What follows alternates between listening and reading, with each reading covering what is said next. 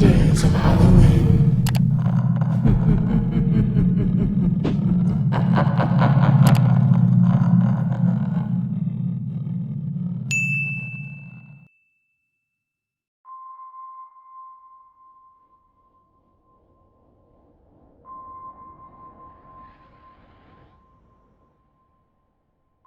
I've lived in this house for 3 years now.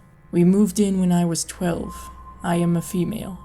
I never really met the man next door. Just a couple of times we would see each other outside when I would come home from school. He would never say a word to me, just give me a look that would scare me. One thing you all should know is that I've always had an irrational fear of windows. My worst fear was to see someone's face at night.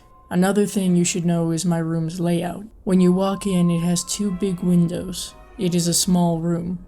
One faces the house next door, which from it I could see their bathroom, and they could see into my full room. My other window just faces into my backyard, and I can see a bit of their backyard. I was 14 and it was about 9:30 p.m. I was coming home from my 8th grade prom, and I just went to my room as quickly as possible to change out of my dress because I was so sweaty. I get into my room and I start taking off my dress, until I'm just in my underwear. I was also texting my friends at the same time, so I was completely distracted when something made me look up, and I saw the man in his bathroom, and not a single light on. He was staring right at me, grinning.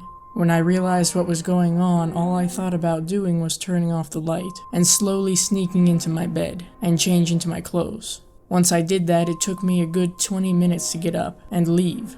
I crawled out my bed and into the floor, and opened my door and ran out. I told my mom and she was creeped out as well. We told my father 10 minutes later, who then put blinds on my window. I would see him out in the backyard a couple of nights later, looking into my other window, and I would just hide against the wall.